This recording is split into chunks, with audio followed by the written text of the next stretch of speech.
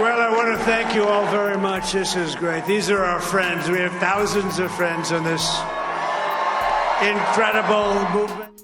What if we told you there were moments in Donald Trump's campaign that completely flipped the election on its head? In this video, we'll take a look at the key moments and strategies that worked in his favor. Curious? Let's get into it. In the 2024 U.S. presidential election, one of the most striking comebacks in modern political history occurred when former President Donald Trump defeated Vice President Kamala Harris to secure his second term. In the midst of a dramatic election cycle, Donald Trump's comeback to the White House in 2024 was a surprise that shook the political world, and what made this victory even more striking was the unique blend of strategies, voter shifts, and external influences for success. In the midst of a dramatic election cycle, Donald Trump's comeback to the White House in 2024 was a surprise that shook the political world. What made this victory even more striking was the unique blend of strategies, voter shifts, and external influences for success. His victory wasn't just about maintaining his base but expanding it, connecting with voters in ways many didn't see coming.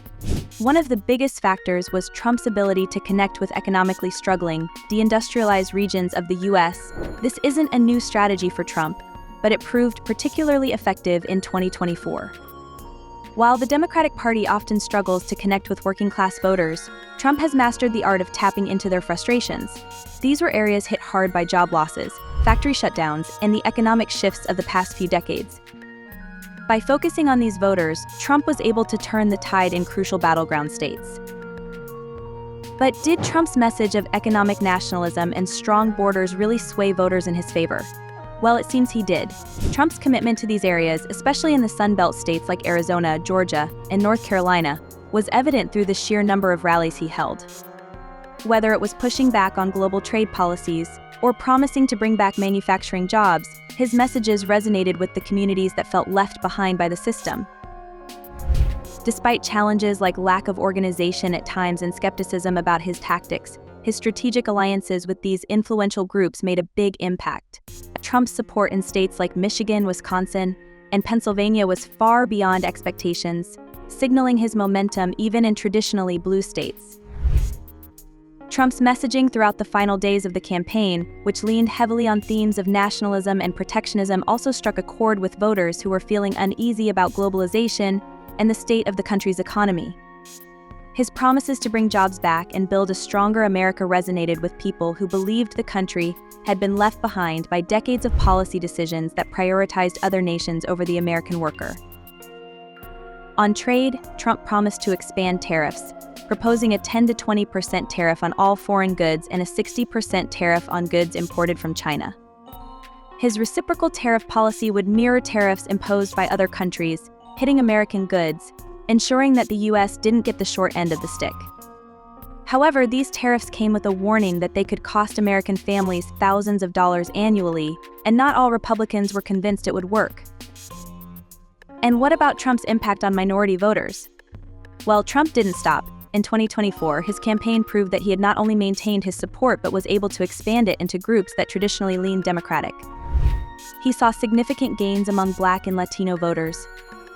Exit polls from Georgia and North Carolina showed Trump pulling about 20% of the Black male vote, an increase from previous elections. The Latino demographic also showed growing support, with Trump even leading Harris among Latino men nationally.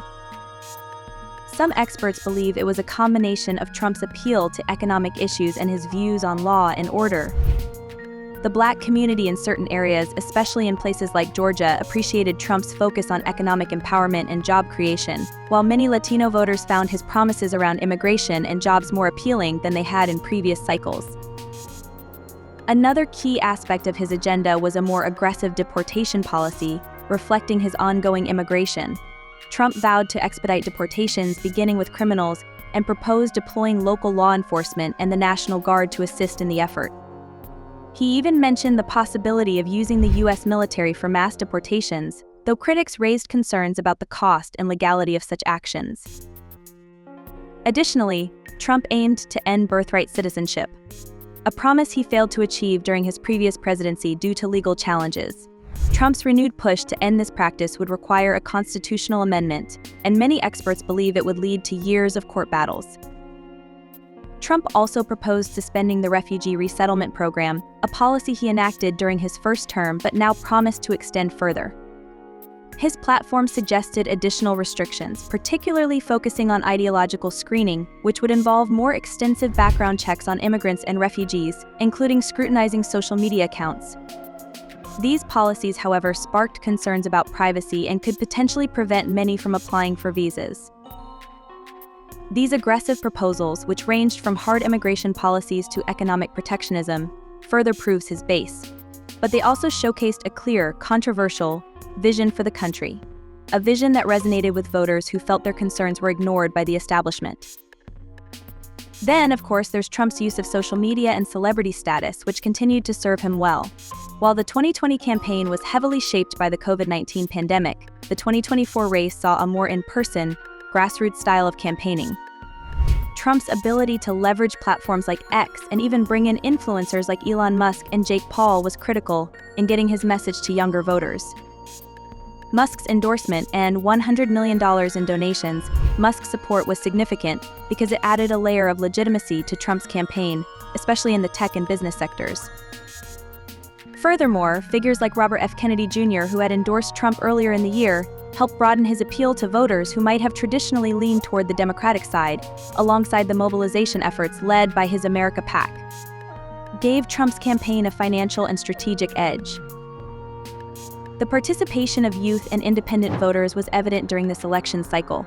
Trump's campaign was often portrayed as chaotic, but it was, in fact, a highly effective operation. By teaming up with influencers and social media figures who were popular with younger audiences, Trump managed to energize a base that was previously seen as more in tune with Democratic values. One of Trump's biggest strengths was turning his larger-than-life persona into a political brand. His ability to dominate the media and social media meant that he was always in the spotlight. Whether his statements were controversial or bold, it didn't matter. He knew how to keep people talking.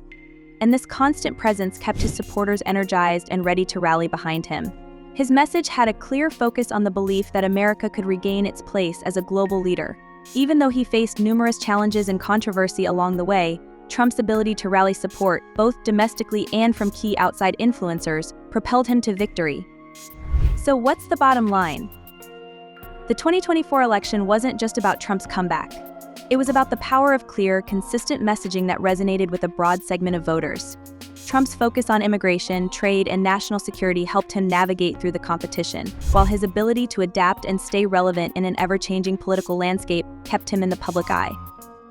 In the end, it wasn't just about the election results, it was about the political moment that led him back to the White House. So what's next for the Democratic Party now that Harris has lost the presidency? Let us know in the comments down below, and don't forget to like, comment, and subscribe for more political insights.